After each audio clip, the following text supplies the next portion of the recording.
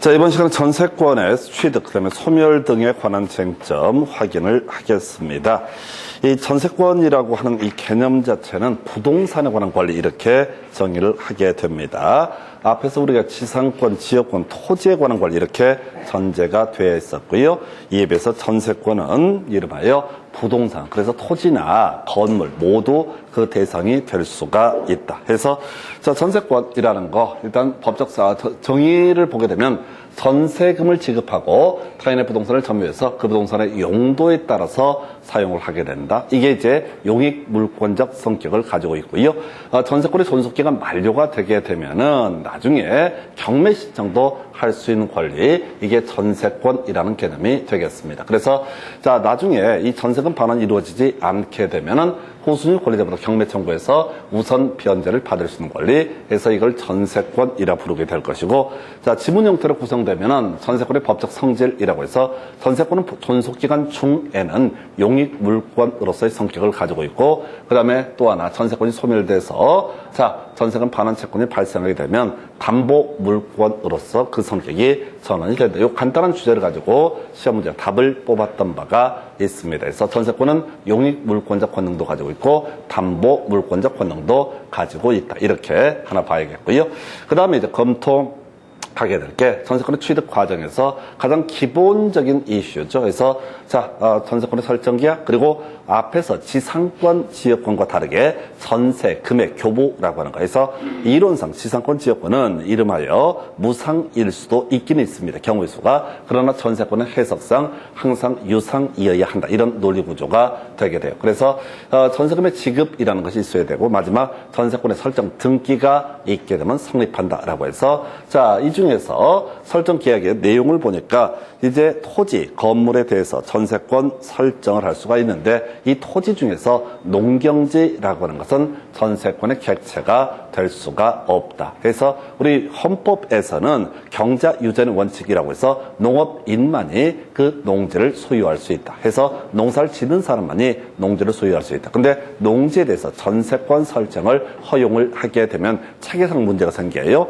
농지 소유자 따로 있고 농지를 이용하는 사람 따로 있기 때문에 농지에 대한 전세권 설정은 허용되지 않는다. 이렇게 봐야겠고요. 존속기간 큰 쟁점은 되지 않습니다. 그래서 최장 존속기간 10년이라고 하는 것이 있고요. 한편 건물 전세권에 한정하게 되면 최단 존속기간이라는 개념도 있는데 큰 이슈는 되지 않습니다. 해서 여기서는 출제 이슈가 전세금의 지급이라고 하는 거, 전세금 지급, 자, 현금으로 꼭 현실적으로 수수되어야 되는 것은 아니고 기존 채권으로 전세금의 지급에 가름할 수 있다라고 하는 거, 이게 좀 특기할 만한 항목에서 이미 시험 문제 답을 주로 뽑는 아이가 바로 전세금의 지급, 기존 채권으로 가름할 수 있다라고 할 것, 이런 게 이슈가 되겠고요. 한편 우리가 이제 이렇게 전세권의 전세권의 취득이라는 것은 등기라는 것을 통해서 취득을 하게 되는데 법률 규정에 따라서 전세권을 취득하는 사례도 있을 수가 있습니다. 해서 이 건물 전세권의 법정 갱신이라고 해서 자, 우리가 민법 186조, 187조를 논함에 있어서 자, 그런 얘기를 하게 되죠. 바로 법정이라는 표현 들어가면 다 법률 규정에 따른 부동산 물권 변동 따라서 등기 안 해도 그 효력이 발생한다 해서 앞에서 이미 본 것처럼 법정 지상권이라고 하는 것도 있었고요. 그 다음에 법정 저당권이라는 것도 있을 수 있겠고 또 하나가 건물 전세권의 법정 갱신이라고 하는 것이 있게 됩니다. 해서 지금 전세권의 존속기간, 건물 전세권에 한정하는 개념이 될 텐데 건물 전세권의 존속기간이 만료가 되게 되면 원래는 말소 등기를 하지 않더라도 다 전세권은 소멸하게 된다. 이게 이제 기본 구조가 되게 되는데 이 건물 전세권과 관련해서만 특별히 자, 전세권 설정자가 이 전세권의 존속기간 만료 6개월 전부터 1개월 전까지 아무 조치를 취하지 않게 되면 자, 따로 등기를 하지 않더라도 계속해서 그 건물 전세권자가 건물 전세권을 취득을 하게 된다라고 이렇게 되어 있습니다. 그래서 자 일단은 만약에 건물 전세권의 존속기간 법정 갱신이 이루어졌다라고 했을 때 그 존속기간이라고 하는 것은 정하지 아니한 것으로 본다. 이게 이제 파생된 주제가 소멸통고라는 개념과 연계가 되게 되죠. 그래서 6에 6일에 X에 3이라는 개념이 도출이 되게 됩니다. 그래서 자 전세권에 이렇게 법정 갱신이 있게 되면 전세권 설정자, 전세권자, 존속기간 정하지 아니한 것으로 보기 때문에 언제든지 소멸통고를 할 수 있고요. 각각 6개월의 시간이 지나게 되면 다 소멸의 효력이 발생한다. 이에 비해서 토지 임대차에 있어서 존속기간을 정하지 않은 토지 임대차에서 임대인도, 임차인도 해지의 의사를 통지할 수 있고요. 그리고 나서 임대인이 해지의 의사를 통지했을 때 6개월 지나서 효력이 발생하고요. 그 다음에 지금 또 하나 임차인이 해지 의사 표시를 통지하게 되면 1개월 지나서 다 효력이 발생한다. 그 외 주임법, 상임법에서 묵시갱신 또는 법정갱신 등이 있게 되면 거기서는 임대인은 해지할 수 없고 임차인만 해지를 할 수가 있게 됩니다. 그래서 그때는 각자 임차인이 해지 의사 표시를 통지하게 되면 3개월 후에 효력이 발생한다 해서 소위 소멸통고 등에 관한 쟁점 이슈가 되겠고요.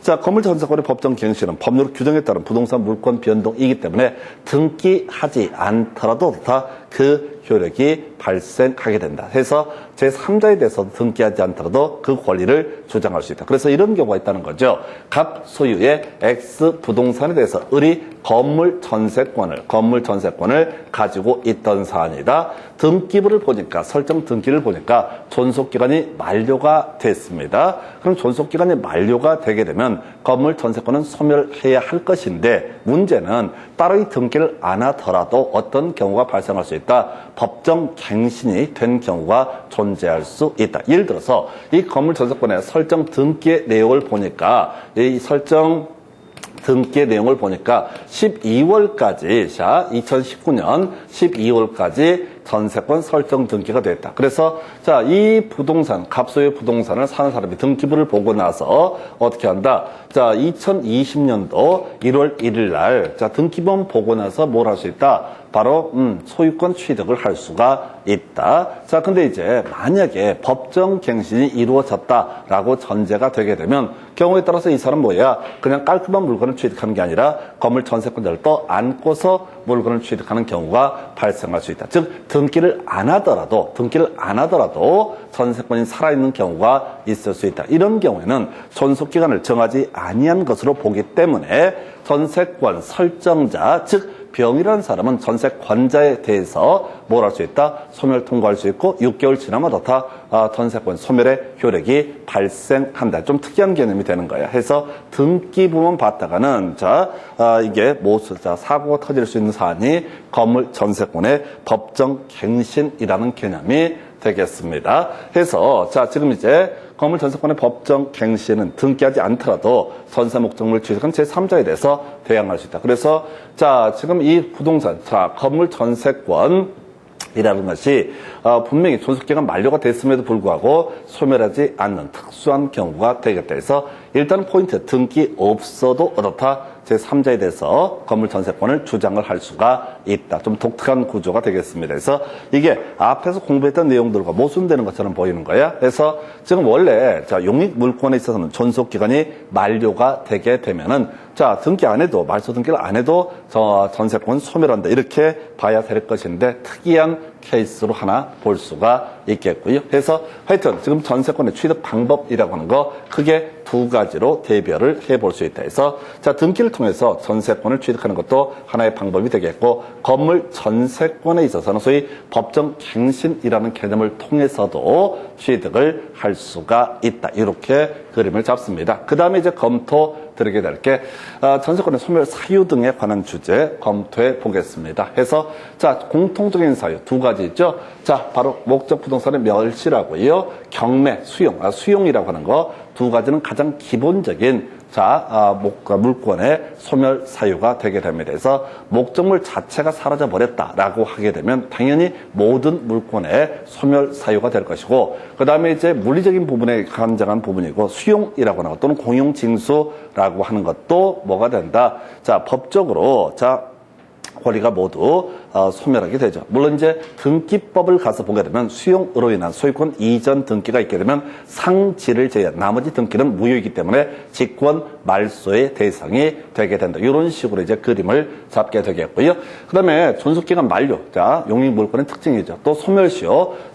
지상권, 지역권, 전세권 20년간 권리를 행사하지 않게 되면 시효 완성으로 소멸하게 된다. 이런 것들을 던져주는 지문이 되겠습니다. 해서 그런 게 있겠고, 혼동이라고 하는 거. 자, 전세권자가 전세 목적물의 소유권을 취득하고 본인 또는 제3자의 이익을 해할 우려가 없다라고 한다면 한 사람에게 두 개의 권리가 속하면 뒤에 있는 전세권은 혼동으로 소멸을 하게 된다. 물론 이제 혼동 얘기는 저당권 파트라든가 또는 지상권 파트에서 주로 출제가 되고 있고요.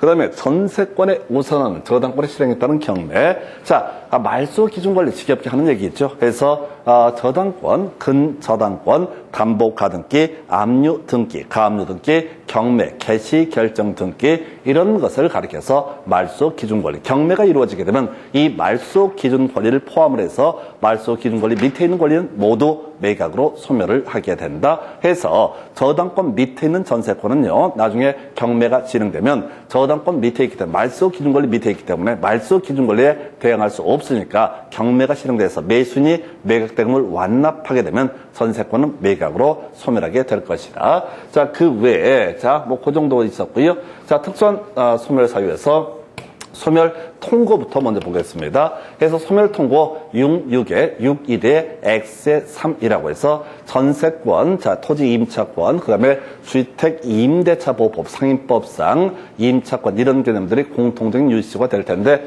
이미 본 것처럼 토지 전세권의 존속기간을 약정하지 아니한 상태다. 정하지 않았다면 전세권 설정자도 전세권자도 상대방에 대해서 소멸 통고를 할 수가 있고 각 6개월 지나마다 전세권의 효력은 소멸하게 된다. 이렇게 봐야겠고요. 자, 소멸 청구 얘기 한번 또 체크해 볼까요? 자, 소멸 청구는 지상권에서 한번 이슈가 되고요. 전세권에서 이슈가 되고요. 그리고 유치권에서 이슈가 되게 됩니다. 그래서 지상권에 있어서 소멸 청구가 제일 중요한 출제 포인트가 되게 되는데 지상권자가 2년분 지료를 체납하게 되면은 지상권 설정자는 지상권자에 대해서 소멸 청구를 할 수 있다. 출제 포인트. 자, 혹시 그 문제 지상권이 저당권의 객체가 됐을 때는 저당권자에게 통지하고 상당한 기간이 경과돼야지 어떻다 소멸 청구의 효력이 발생하게 된다. 사안 설명하면 이런 식이죠. 갑소유의 X 토지에 대해서 을이라는 사람이 지상권을 가지고 있다. 이 지상권을 담보로 해서 또 병이라는 사람이 저당권을 가지고 있다라고 전제를 해보겠습니다. 지상권자가 이기분 차임을 연체하게 되면 2년분 차임을 연체하게 되면 토지 소유자 갑은 누구에 대해서 지상권자 을에 대해서 소멸 청구라는 것을 할 수가 있게 될 것이고 소멸 청구가 있으면 지상권을 원래 소멸해야 돼. 근데 이렇게 뒤에 저당권자처럼 피해를 입을 제3자가 존재하는 경우에는 저당권자에게 통지하고 상당한 기간이 경과돼야지 어떻다 소멸 청구의 효력이 발생하게 된다. 이런 의미. 그래야지 소멸이 되게 된다. 이런 취지가 되겠습니다. 이게 이제 지상권의 소멸 청구고요. 유치권의 소멸 청구는 선관 의무 위반이라든가 유치 목적물을 불법적 방법으로 유치권자가 사용을 했다라고 하게 되면 나중에 소멸 청구라는 문제가 나오게 된다. 그럼 뒤에서 설명을 드리겠고요. 자, 전세권은 간단해요. 그래서 용도에 따라서 이 목적물을 사용하지 않았을 때 전세권 설정자는 전세권자에 대해서 뭘 할 수 있다? 소멸 청구라고 하는 것을 할 수 있다. 주로 제가 든 예가 그거잖아요. 자, 아파트에 사는데요. 이게 이제 근처 요즘에는 좀 바뀌었죠. 그래서 전에는 이제 편의점이라고 하는 게 24시간 풀로 돌아가는 건데 저희 동네도 보면 편의점이 더럽게 많아. 더럽게 많긴 많은데 문제는 전이랑 다르게 이게 이제 편의점이 12시 되면 문 닫습니다. 상당수가 12시 되면 닫고 조금 이제 오래 하는 데가 3시까지 하는 데도 있고 그 다음에 이제 3시까지 하는 데가 그래서 3시가 거의 다 데드라인이야. 제일 마지막까지 여는 데가 그래갖고 새벽에 담배가 떨어져 갖고 아침에 이제 밤을 새워서 일을 하다 보니까 3시 벌써 넘어버린 거예요. 그래서 손을 벌벌 떨다가 한 5시 반쯤에 혹시 가게 연대 있나 해서 온 동네를 다 해집고 다니는데 어머, 그 3시에 문 닫기로 한 데가 열려 있는 거야. 5시 반인데. 그래서 가서 물어보니까 3시에 닫았다가 5시에 멤버가 바뀌면서 5시에 문을 연다고 해서 이게 새벽에 싸돌아 다니다 보니까 정보를 습득을 했어. 그때 뭔 얘기 하려고 아파트에 사는 사람들이 편의점도 다 문을 닫고 등등등 하니까 새벽이 힘들단 말이야. 이렇게 밤낮이 밖에 있는 사람들한테. 그래서 아파트에서 야간 편의점 이렇게 운영하다 걸리게 되면 전세권 설정자인 아파트 소유자가 뭘 할 수 있다? 전세권자에게 바로 소멸 청구를 할 수가 있다. 이런 식의 얘기가 되게 될 것이고요. 예, 이 정도가 특수한 소멸 사유에서 소멸 청구라고 하는 거 별로 안중에 소멸 통고도 큰 이슈는 안 되는데 뒤에 나머지 이슈와 비교해서 설명을 드리게 될 테고요. 자, 이렇게 전세권의 존속기간 만료 등으로 인해서 전세권이 소멸하게 되면은 일단 전세권 설정자 입장에서는 전세금을 누구한테? 전세권자에게 반환해야 되고, 전세권자 입장에서는 전세권 설정자에게 목적물을 반환을 해야 된다. 그래서 아까 우리 이런 거 있었잖아요. 전세권자가 전세금 반환을 받지 못하게 되면 경매 청구를 할 수 있다라는 표현을 써서 설명을 드린 바가 있는데, 전세권자가요 경매 청구를 하려면요 이 전세 목적물을 누구한테? 전세권 설정자 부동산의 소유자에게 반환해야 됩니다. 그리고 반환한 상태에서 그 집에서 나간 상태에서 뭘 할 수 있다? 이때 바로 경매 청구를 할 수가 있다. 나중에 우리 주임법 파트 또 상임법 파트 가면 좀 달라지는 게 있어. 자, 주임법에서 임차인, 상임법에서 임차인이라고 하는 이 사람이 뭘 하는 경우가 있다. 주임법이랑 상임법에서 임차인이라고 하는 사람이 지금 이제 임대인에게 보증금 반환 청구를 하기 위해서 소송을 제기합니다. 승소 판결을 받아내게 됩니다. 그럼 이제 주임법상 임차인, 상임법상 임차인이라는 사람은 이 목적물을 누구한테? 임대인한테 반환하지 아니한 상태에서도 경매 청구를 할 수가 있다. 해서 이게 다만 이제 우리가 경매 얘기를 중간중간에 볼 텐데, 전세권자가 경매 청구를 한다는 얘기는 이미 경매에 해당이 되고요. 그 다음에 주택 임차인이나 상가건물의 임차인이 확정 판결을 받아서 경매 신청을 하면 그걸 우리가 강제 경매라고 얘기를 합니다. 그래서 이제 장난이 아니에요. 이제 겁나 많이 유식해졌어. 저분이 처음에 오셨을 때 어리버리했거든요. 근데 한 2달 개고생을 하지만 웬만한 얘기는 같이 유치한 건 나도 그건 안 해. 그런 얘기를 그만해. 좀 어려운 거 해봐. 그래서 하여튼 어려운 얘기. 전세권에 있어서 이슈가 되는 거, 일단은 나가야만이 어떻게 할 수 있다? 경매 청구를 할 수 있다. 이게 왜? 동시이행의 관계이기 때문에 자신의 채무를 이행을 하고 상대방의 채무를 이행하지 않았을 때 그 다음에 경매 청구를 하거나 뭘 하거나 할 수 있는 것이지, 자기가 안 나가면서 경매 청구를 하는 것은 허용되지 않는다. 그래서 파생되는 주제, 동시이행의 항변권, 부인되는 케이스를 외우셔야 돼. 그래서 여러분 교재가 또 보겠습니다. 아주 징글징글하게 맨날 보고 이제 교재를 외울 것도 같은데, 동시이행의 항변권이라고 하는 거 211페이지였나요? 해서 가서 보면은 동시이행의 항변권 부인되는 케이스가 몇 개가 이슈가 되고 있습니다. 저당권 설정 등기의 말소 의무와 피담보채무의 변제. 하여튼 책은 더럽게 표시를 했는데 도대체 뭔 소리인지 아직도 이해를 못하겠죠. 그 다음에 담보가등기의 말소 의무와 피담보채무의 변제. 이건 동시행 관계가 아니었었고요. 무효인 경매에 있어서 배당금 반환 의무와 소유권 이전 등기의 말소 의무, 동시행 관계 아니었었고요. 마지막 임차권 등기 명령에 따른 주택 임차권 등기, 이것의 말소 의무와 임대차 보증금의 반환 의무, 임대차 보증금의 반환 의무가 뭐가 된다? 선이행 의무가 된다. 그래서 피배임은 동시이행 항변권 주장할 수 없다. 그럼 나머지 모르면 다 동시이행 항변권 주장할 수 있다. 그래서 시험 지문을 볼 때 뒤에 봐야 돼. 동시행 관계 있다. 동시행 항변권 주장할 수 있다. 이런 주장, 이런 표현. 동시행 관계가 존속된다. 이런 식의 표현이 있으면 피배임만 없으면 어떻다? 모든 내용들이 동시이행의 항변권 주장할 수 있고 동시이행의 항변권 존속한다. 이런 식으로 접근해 주실 것. 자, 그다음 부속물의 매수 청구 간단하게 보겠습니다. 다시 돌아오셔야 돼. 해서 여기 이제 빠져 있는 게 전세권에서 이제 남는 게 두 가지죠. 전세권의 존속기간이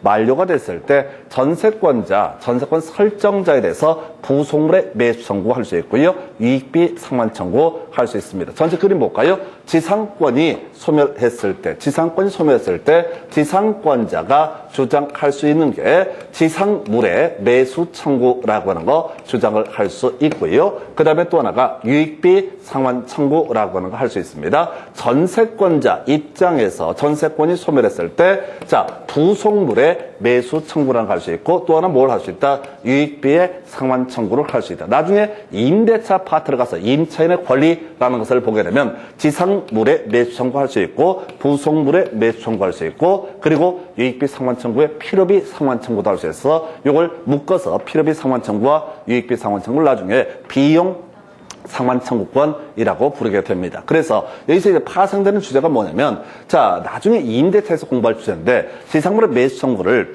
배제한 특약 무효되겠습니다. 그 다음에 부속물의 매수 청구를 배제한 특약 무효됩니다. 그러나 비용 상환 청구를 배제한 특약은 유효한 것으로 보게 된다. 이렇게 가게 돼요. 이 얘기는 나중에 유치권 할 때 다시 한번 쟁점을 삼아 보실 주제가 되겠습니다. 그래서 요거는 디테일하게 보는 게 아니에요. 그림을 자꾸 보셔야 돼. 다시 지상권이 소멸하게 되면 지상권자 유익비 상환 청구, 지상물의 매수 청구를 할 수가 있다. 그 다음에 이제 전세권이 소멸했을 때 유익비 상환 청구하고요. 그 다음에 바로 부속물의 매수를 청구할 수 있다. 주의하시오. 이렇게 부속물과 부합물은 별개의 겁니다. 부합이라고 하는 것은 건물에 달라붙어서 완전히 떼낼 수 없는 상태가 된 것을 부합이라 부르고, 부속물이라고 하는 것은 떼낼 수가 있다. 구체적으로 전세권 설정자의 동의를 받거나 전세권 설정자부터 매수했던 부속물. 주로 제가 예를 드는 것이 그 시스템 에어컨 케이스를 말씀을 드립니다. 그래서 건물에 대해서 시스템 에어컨을 설치했는데 전세권 설정자의 동의를 받거나, 마침 또 전세권 설정자가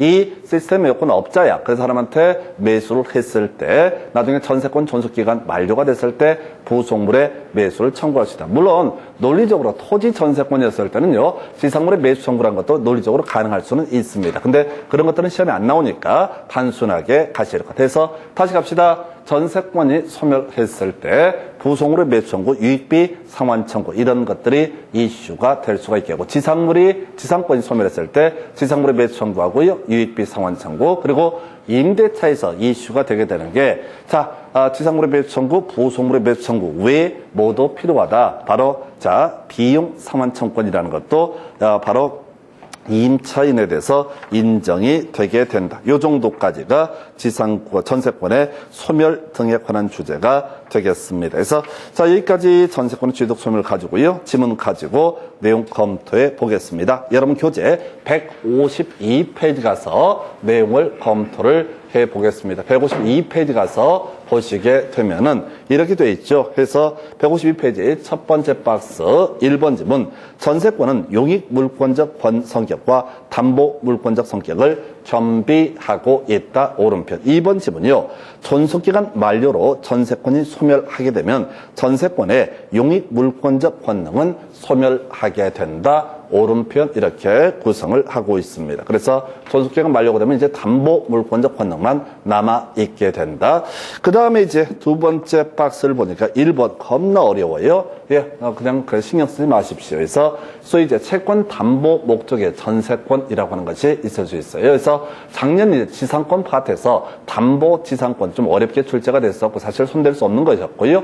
원래 지금 지상권이나 그다음에 전세권은 기본적으로 용익 물권적 권능이 있는데 경우에 따라서 담보 목적으로 지상권이나 전세권을 설정하는 경우 있습니다. 근데 1번 지문하고 본문 속에 들어가 있는 이 지문은 너무 어려워요. 자, 답이 안 됐으니까 비우고, 두 번째 지문요, 전세금의 지급은 반드시 현실적으로 수수되어야 하고 라고 돼 있어요. 그래서 틀렸죠. 기존 채권을 가름할 수 없다 해서 틀리게 된 지문에서, 자, 이 전세금의 교부라고 하는 것이 전세권의 성립 요건이 되게 되는데 전세금 지급은 기존 채권으로 가름할 수 있다. 3번 전세금 반드시 현실적으로 수수되어야만 하므로 기존 채권으로 전세금에 가름할 수 없다라고 해서 틀리게 뽑아냈습니다. 오른쪽에 가서요, 교재 153페이지. 자, 이제 법정 갱신 관련한 질문 나와 있습니다. 1번 건물에 대한 전세권이 법정 갱신되는 경우 그 존속기간은 2년으로 본다. 어렵죠?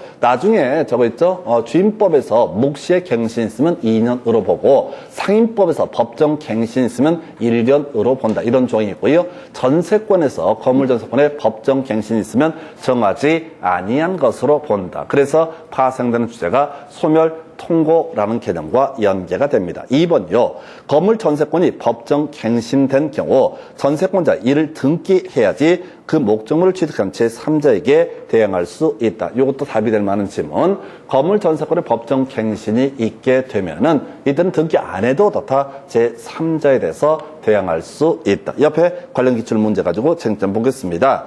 30회 때 나왔던 문제가 되겠네요. 그래서 갑은 그 소유 X 건물의 일부에 대해서 을 명의 전세권을 설정했다. 다음 설명 중 틀린 것은 이렇게 되어 있습니다. 그래서 1번 을의 전세권이 법정 갱신되는 경우 그 존속기간은 1년이다 라고 해서 이걸 틀리게 뽑아냈어요. 해서 자 건물 전세권의 법정 갱신이 있게 되면은 존속기간 어타 정하지 아니한 것으로 본다라고 할 것. 이걸 좀 쉽게 답을 뽑아냈고요. 2번 질문 존속기간 만료 시 자 을이 전세금 반환을 받지 못하더라도 을은 전세권에 기해서 X건물 전체에 대해서 경매를 신청할 수는 없다라고 해서 자 요걸 이제 옳게 구성을 됐나요? 해서 자 볼까요? 자 존속기간 만료가 됐습니다. 근데 건물 전세권인가요? 건물 전세권인데 뒤에 논의가 될 주제인데 이게 건물 일부에 대한 전세권입니다. 건물 일부에 대한 전세권은 건물 전체에 대한 경매 청구는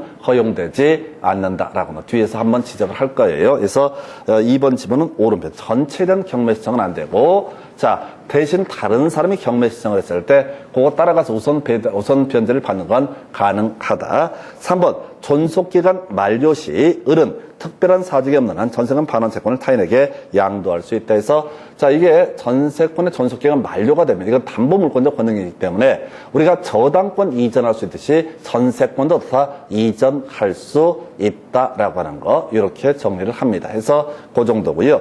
대신 그 정도 나중에 등기법 할 때 관련한 부분 설명드리겠고 4번 갑이 X건물의 소유권을 병에게 양도해서 소유자가 바뀌었습니다. 존속기간 만료가 되면 을은 갑에 대해서 전세금 반환을 청구할 수 없다. 이게 뭔 얘기냐면 소유자가 바뀌었을 때 바뀐 소유자한테 전세금 반환 청구권 행사하는 거죠. 그래서 기존 소유자한테 전세금 반환 청구권 행사하는 것은 아니다. 이 비슷한 맥락에서 나중에 임대차라는 주제를 공부하게 되면 대항력이 발생하게 되면 바뀐 소유자한테 보증금 반환 청구할 수 있고요. 기존 주택의 소유자, 자기랑 임대차 계약을 체결했던 사람한테는 보증금 반환 청구를 할 수가 없게 됩니다. 그 정도고요.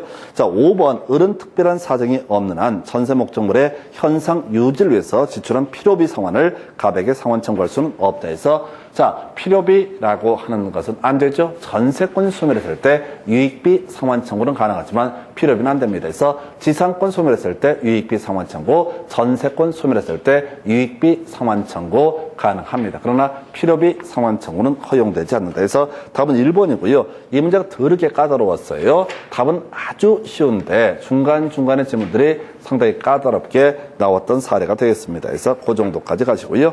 그 다음 페이지 넘어가세요. 전세권의 소멸 관련한 지문들 보겠습니다. 1번 자 154페이지 전세권자가 그 목적물의 성질에 의해서 정해진 용도에 따라서 자 그 목적물을 사용 수익하지 않게 되면 전세권 설정자는 전세권의 소멸을 청구할 수 있다. 간단한 얘기죠. 오히려 소멸 청구의 출제 포인트는 아까 설명드린 것처럼 지상권 얘기예요. 자, 지상권자가 2년분 지료를 체납하게 되면은 토지 소유자 소멸 청구할 수 있고 만약에 지상권을 대상으로 저당권이 설정돼 있으면 저당권자에게 통지하고 상당한 기간이 지나야지 소멸 청구의 효력이 발생하게 된다.